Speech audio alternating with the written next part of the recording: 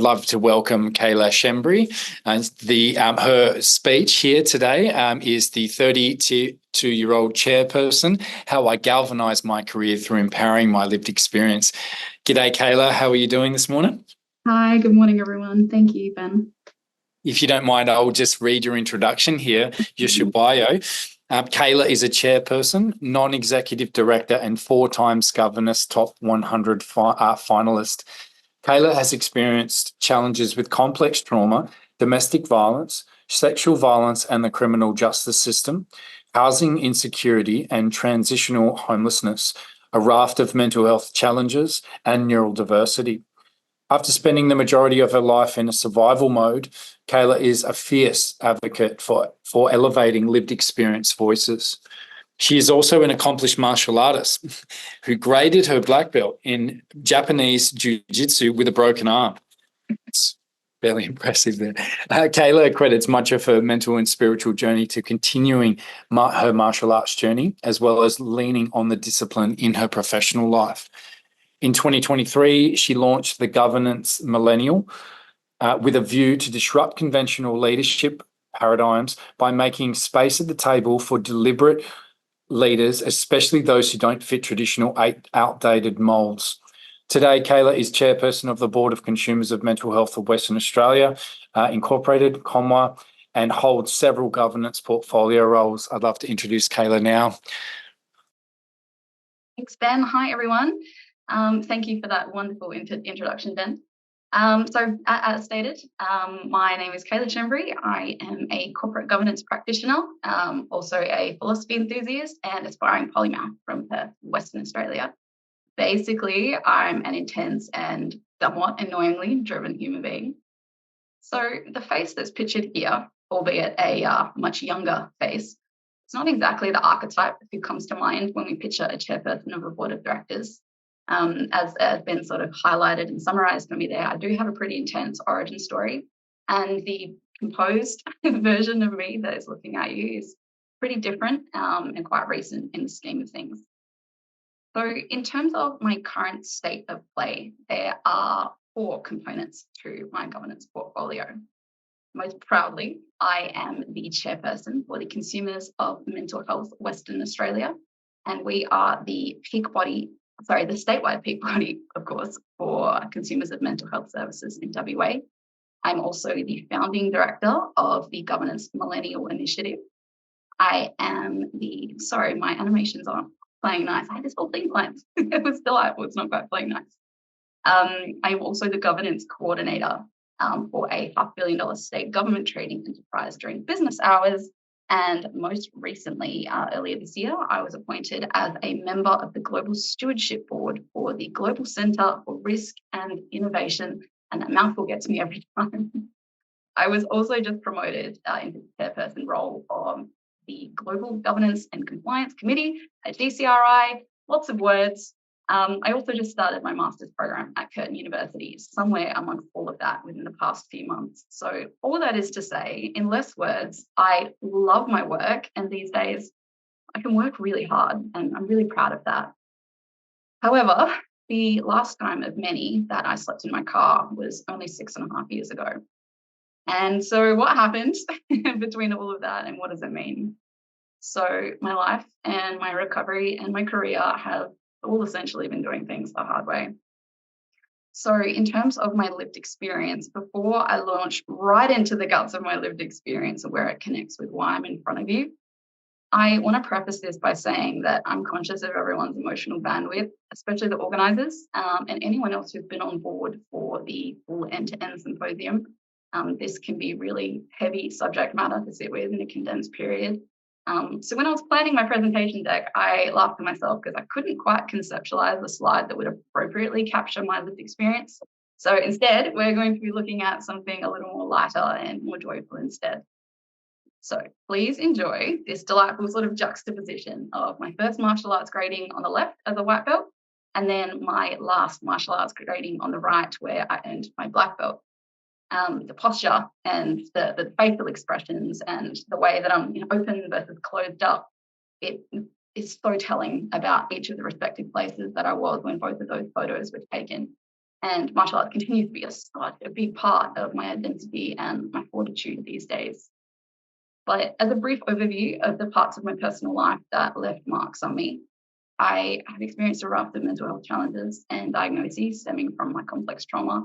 There have been family and romantic partners with substance abuse issues. I've been subjected to domestic violence, sexual violence, and the criminal justice system, housing insecurity and transitional homeless, and neurodiversity. And the conditions I struggled with the most and the ones that lingered the longest were complex post-traumatic stress disorder, or CPTSD, anxiety, and suicidality. And I'm not proud to admit, but I think it is worth admitting nonetheless, that a far lesser informed version of myself, a really bad habit of telling my story and my recovery by trauma dumping every single detail, and worse still with that sort of heinous self-righteous condescension of, I did it, what's your excuse? It's terrible, it's unforgivable, I know better now. I used to also joke that I was this utterly useless human being who didn't start amounting to anything well into my late 20s, but now I'm equipped with the right language to articulate that I had just in fact spent the majority of my life in survival mode, and that only really started relenting in the past 5 years or so. So for anyone else who's spoken about their lived experience with mental health, you're probably also familiar with questions around what worked for you or what helped you change or what the turning point was, essentially.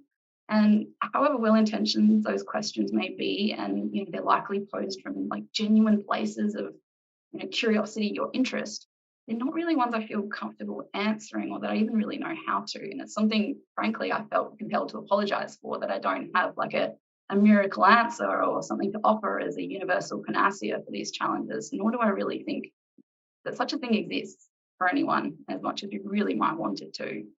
But while the human condition craves understanding, I hate to disappoint when this comes up, because it's almost like I say the story and I can feel them thinking, it's like you went through all of that and for what, you still don't have answers. But the truth is that I don't. So recovery is obviously deeply personal, and we all know that healing is not linear. However, in terms of some milestones along the distance that I put between myself and like the angry, traumatized shell of a person I was, and how I survived that and meaningful and satisfying life I'm currently enjoying, I can point to a few factors. And I feel like the animation there is running at the speed of my brain and not quite something that's talking pace, so we'll slow that down. But martial arts for me obviously had a huge role. Being dragged through the justice system had a role.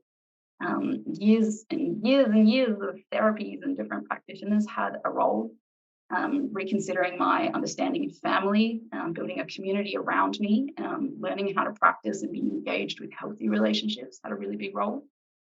Also coming to terms with parts of my identity, like my sexuality, my neurodiversity, and my hyperintelligence also had really big roles. A series of tough decisions that I had to ask myself had a role, and several very good spreadsheets were involved, and they light up my little heart. Connecting to purpose was also really important, and also figuring out who I am. And that included things like feeling the gravity of my strengths, being honest about my weakness, and coming to terms with those being different from other people. So as someone with a cruel combination of ADHD and hyperintelligence, my mind is always on. Like, I think a lot, I reflect a lot, I analyze a lot. And people sort of hear me mention the hyperintelligence thing and think I'm bragging, but frankly, it can be a pretty big catalyst for a lot of loneliness and isolation. And as brilliant as my cognitive processing speed and problem-solving abilities can be now, when applied for good, it's like, bonus computing power, so to speak. But conversely, how much pain they caused when the output language was PTSD and anxiety. They had this particularly creative co-conspirator sort of dynamic that were responsible for an onslaught of intrusive and maladaptive thoughts. I remember I had days when my head would feel like physically heavy, when your muscles get sore after exercise, and it was like that, but in my head from doing mental gymnastics all day. And so learning to tame that was also really important. And now, instead of my thoughts being a room full of screaming people sort of demanding my attention all at once, most days now they're more like a sort of quiet murmur. It's like I've left the crowd in an adjacent room and I've closed the door behind me.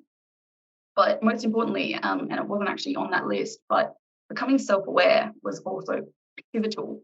The part about self-awareness that I personally found most challenging was owning up to and understanding how my reactions to what I'd been through had impacted others, the damage that I'd caused when I projected my pain into the world, and taking ownership of that. Not everyone in my periphery deserved to become collateral damage and be punished for the transgressions of others prior. And so learning how to be better and be better and continually improving on those skills and that language is always going to be like an important ongoing task.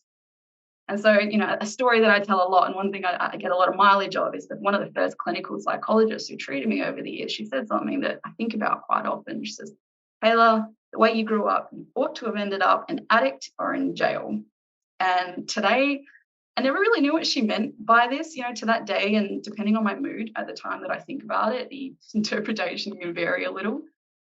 She was by no means my favorite clinician, or even particularly that helpful in the scheme of things, because I often left sessions with her feeling worse than I did going in. Actually, she even fell asleep on me once, come to think of it. But to give her the benefit of the doubt, I try to frame her comment as praise for not becoming a product of my circumstances, albeit however poorly and somewhat backhanded and awfully worded that sentiment was. But I've overcome a lot. And the odds weren't exactly stacked in my favor of me ever leading a fulfilling life, and leaning into that actually helped me immensely. So, how did any of this culminate into a career outside of the mental health industry, let alone inside a boardroom? Now, if you don't mind, I'm going to flick around between the slides here, because there's one that I want to come back to, but at a time where it feels a little bit more meaningful. I thought about this and I had to change my mind very last minute. Thank you for bearing with me. So in terms of where I do show up, that is in the governance space. It's something I love dearly and it absolutely lights me up. But without turning this into a career seminar or a sort of how-to for governance, my starting point was my legal background and a fascination for complex problem solving. I had initially started learning about corporate governance from the company's secretariat side, which is supporting a board of directors.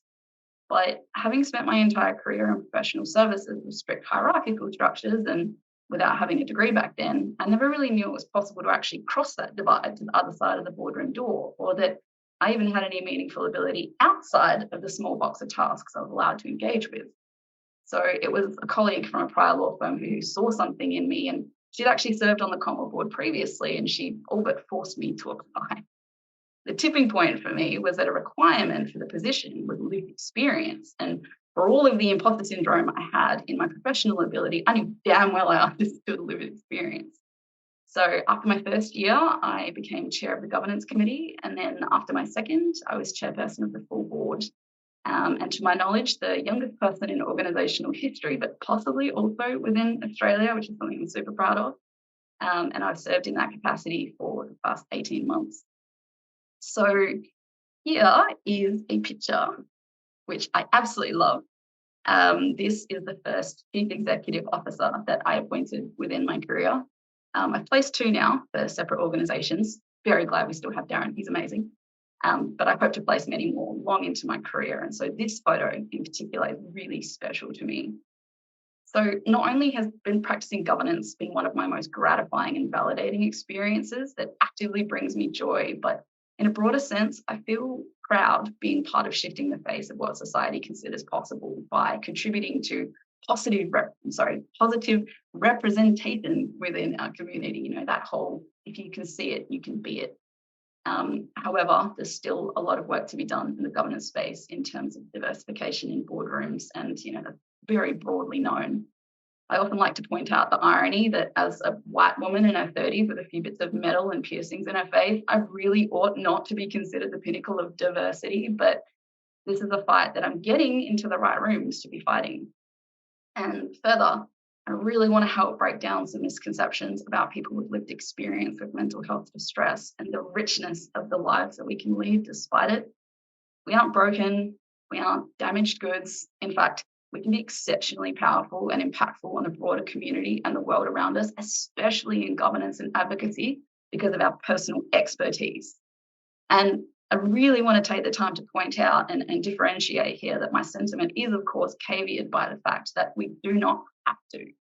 Our lived experience is so deeply personal, and we don't owe it to anybody to package it in a way that makes us appear more successful or more palatable or more understandable to others. Oftentimes I've found myself in situations where I feel like I've been placed, or like, if I'm the first person that someone's interacted with that ever had anxiety, it's like you become the face of anxiety, and it's sort of like this obligation is created. You're supposed to behave in a way that makes it less scary for everybody else's benefit. And we absolutely don't have to.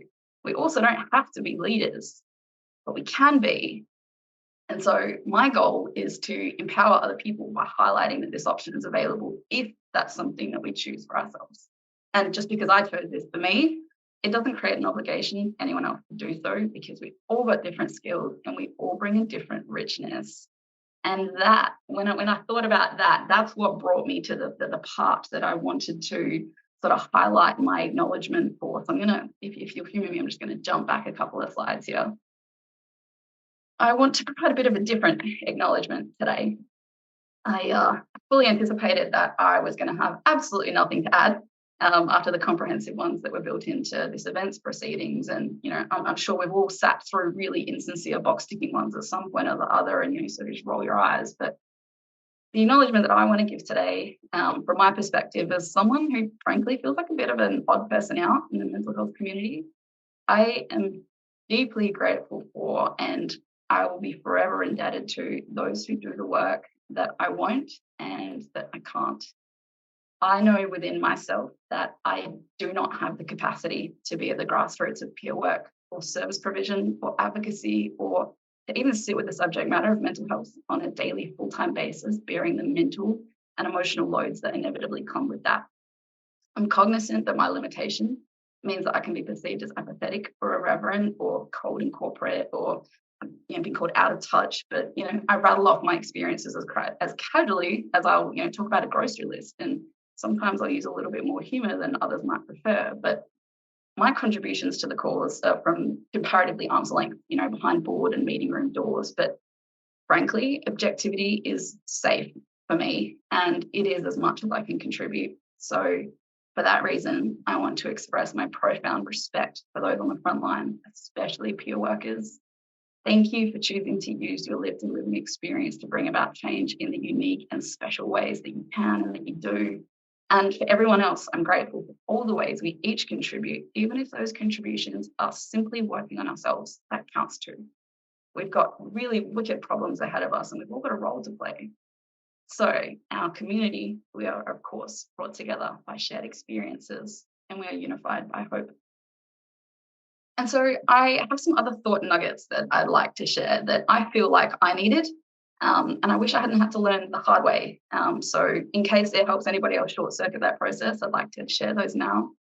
Something I wish someone could have told me during the heights of my suffering through survival mode was that I was allowed to process that first, that it was unrealistic to take on the burdens of self-actualization and building a career and making something of myself or contributing meaningfully to society at the same time as recovery, just because we're told that we can be whatever we want to be if we work hard enough.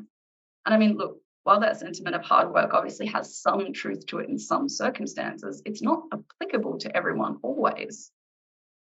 I also wish someone had told me that healing was going to occur on its own timeline, whether I fought and raged against it with seething bitterness or not, whether I hated everyone in the world, everything and everyone in the world or not.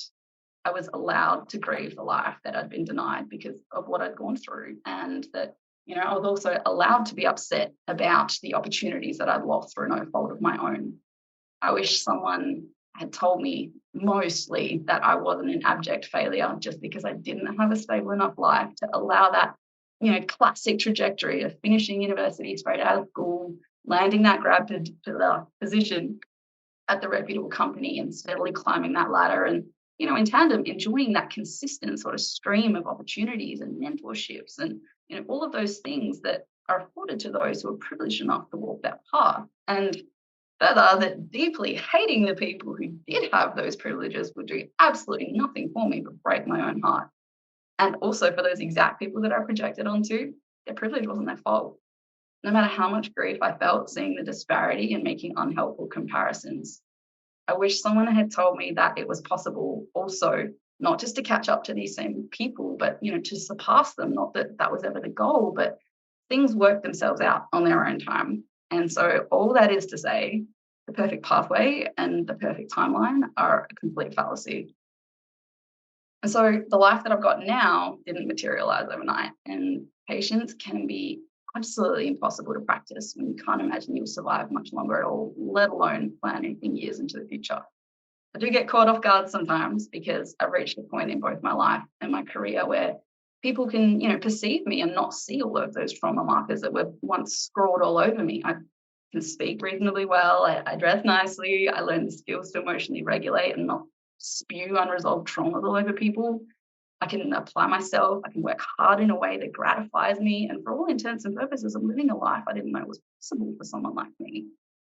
However, despite all of those things and how polished I can present these days, I don't actually know if I'll ever, sort of be fully recovered or truly over it, so to speak. And that's something I've been reflecting on a lot, over the course of preparing for this.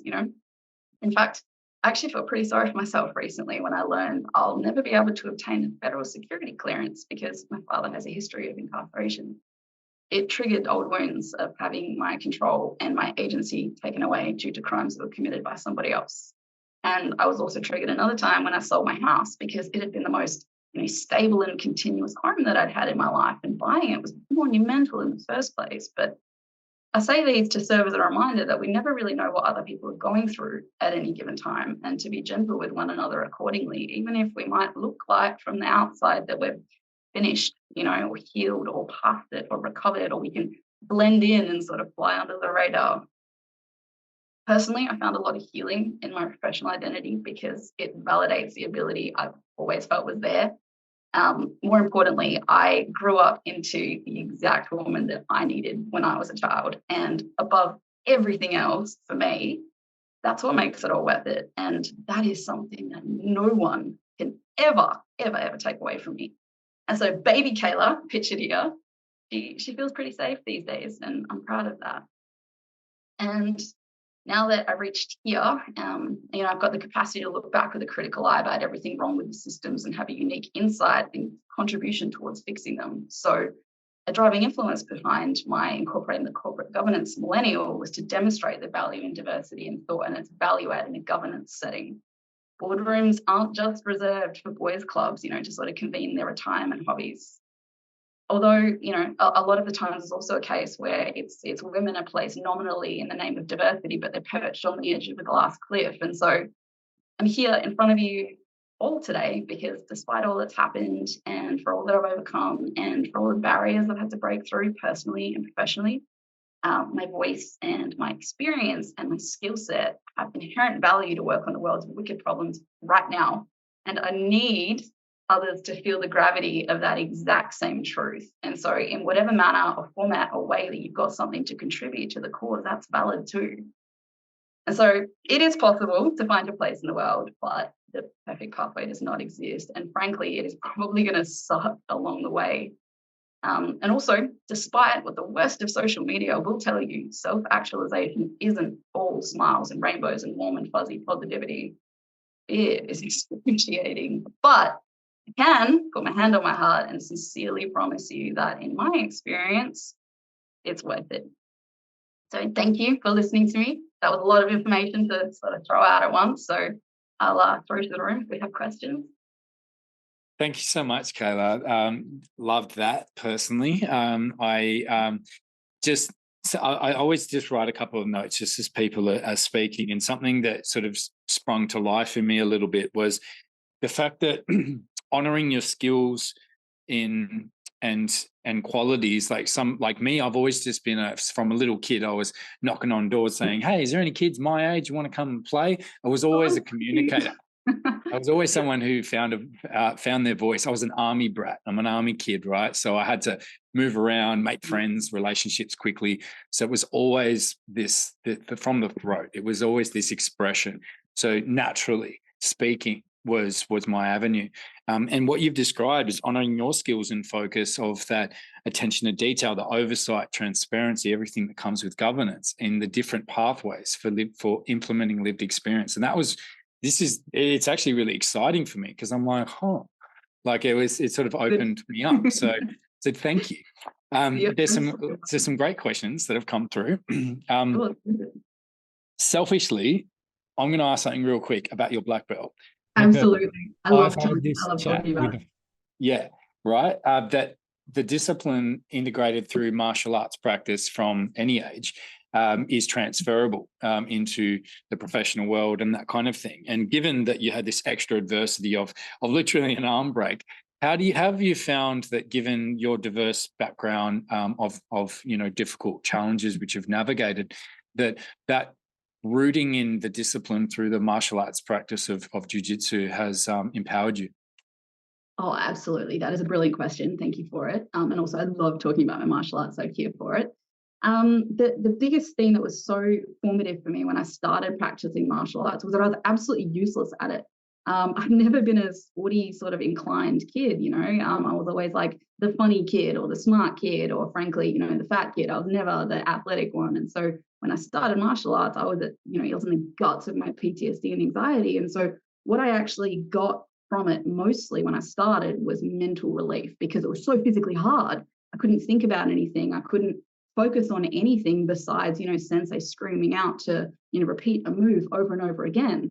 And so through that mental relief, it kind of became like a meditative practice. And so I got addicted to that feeling of being super present, because also with someone with ADHD, that doesn't come naturally to me. It's not often fall into that sort of flow of things. And so learning to persevere against something that seems absolutely impossible, but also what I clung to was the structure of it, and it gave me that incremental sort of reward for effort kind of thing. And so it became overall this piecemeal, like, I can do hard things. And so for me, when I achieved my black belt, that was the first long-term goal that I'd ever been able to finish. And so that was really, really meaningful to me. And I rely on that all the time. And one of the questions from Andrew is the best tools for emotional regulation. Would you say that the jiu-jitsu practice, amongst other things, and I'm just conscious for time here because I just want to get another question in, did you feel that helped with emotional regulation? Oh, big time, especially for women. I know that there aren't a lot of like sort of natural environments where we're allowed to sort of lean into our aggression and tap that, that visceral rage. And so being able to just let all of that out in a consensual and safe environment was so empowering, and was so formative for me. And when I think about it, it's like going to an environment where people are intentionally trying to choke each other out. It's like, but in a consensual and supportive way, of course, not to inflict harm, but to actually test those boundaries and stuff. Like it's so fascinating, right?